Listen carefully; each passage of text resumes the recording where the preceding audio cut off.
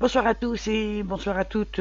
Je fais cette petite vidéo parce que j'ai été interpellé par un de mes abonnés qui me dit qu'il a un problème avec des text box qui contiennent des montants.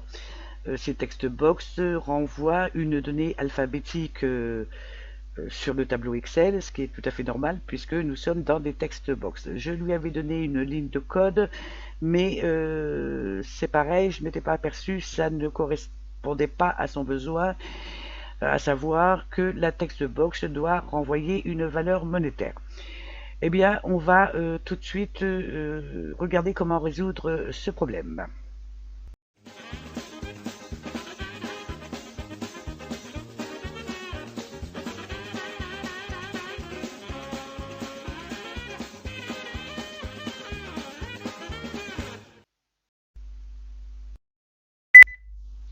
Bon, je vais retirer ce message et on va s'y attaquer. Bon, ce que j'ai fait pour gagner du temps, j'ai déjà préparé mon USF.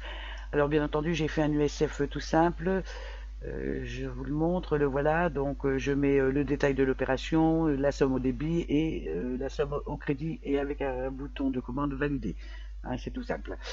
Voilà le code que j'avais donné dans le cadre des vidéos concernant les comptes bancaires. Tout simplement, je détermine donc ma première ligne vide de mon tableau. Et ensuite, je dis que ce qui est contenu dans la text box A va aller se mettre pardon, en colonne A, ce qui est dans la text box 2 en colonne B, etc. On va faire un essai. Pardon. Allez, on va imaginer une vaccination Malco, c'est mon chien. Et j'en ai eu pour 72 euros. Alors, souvenez-vous, hein, c'est le point du clavier numérique qui va se transformer en virgule après. J'ai pas de crédit puisque j'ai une dépense. Je valide. Voilà ma somme. Alors effectivement, hein, on le voit dès le départ, si c'est aligné à gauche, c'est pas une valeur numérique, ça c'est une valeur alphabétique. Je vais rentrer une deuxième écriture au crédit maintenant, allez, un remboursement, CPAM, et on va dire qu'il y en a pour 30,25 €, on valide.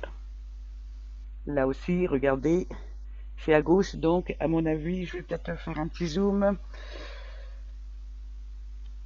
Je ne sais plus comment on le fait. Voilà. Donc on voit tout de suite que ça c'est des données alphabétiques. On va s'amuser, je vais mettre ces lignes-là en jaune. Je vais essayer de faire la somme de ces deux montants-là. Hein. Donc somme automatique de ça, ça et ça. Et vous voyez que ça me renvoie à 0 parce qu'il n'y a pas de données numériques. Allez, on va modifier notre macro. Et c'est ici que je vais intervenir. Alors, dans la colonne B, je vais mettre ce qu'il y a dans la text box, mais ici, je vais appeler, c'est pas une fonction, je sais pas si c'est une fonction qui s'appelle secure. Ça veut dire que Excel devra mettre ce qu'il y a dans la text box 2 au secure, c'est le format monétaire. Donc ça, j'en ai plus besoin. Et je ferme ma parenthèse. On va faire la même chose pour ici. Secure de textbox 3. Le reste, j'en ai pas besoin. Et voilà. Et ensuite, donc, l'use de forme se ferme. Allez, on refait un test. On va reprendre les mêmes choses. Vaccination Malco. C'est toujours à 72 €. Je valide. Et il y a un message d'erreur qui est tout à fait normal. Je vous explique pourquoi. Parce que dans la text box 3, il n'y avait rien. On avait une dépense, on n'avait pas une rentrée d'argent. Et Excel ne peut pas mettre secure du text box qui est vide. Alors on va remédier à ce problème-là en posant une condition. On va la poser ici. On va dire que si la text box 2 n'est pas vide, alors à ce moment-là, elle met ça. Par contre, si elle est vide, ça veut dire que c'est une dépense. Alors, elle va mettre ça. C'est tout simple, j'enlève mon message d'erreur et on y va. Et on va dire si mi textbox 2, hein, c'est là où je mets les montants au débit. Alors, si textbox 2, il faut que je pose ma bonne condition et non, est différent de rien du tout. Ça veut dire s'il y a quelque chose d'inscrit dans cette textbox, alors Excel va mettre en colonne B le montant de la dépense. Si elle est vide, ça veut dire que c'est pas une dépense, c'est une rentrée d'argent. À ce moment-là, on va mettre else et il va inscrire dans la colonne C, la colonne des crédits, ce qu'il y a dans la textbox 3 et je ferme ma condition. Alors on va essayer, que je croise les doigts. Alors celle-ci, bon, elle est remplie. Vous voyez que c'est bien à droite, donc c'est bien un montant. On le voit aussi ici. On va rentrer la même écriture de remboursement.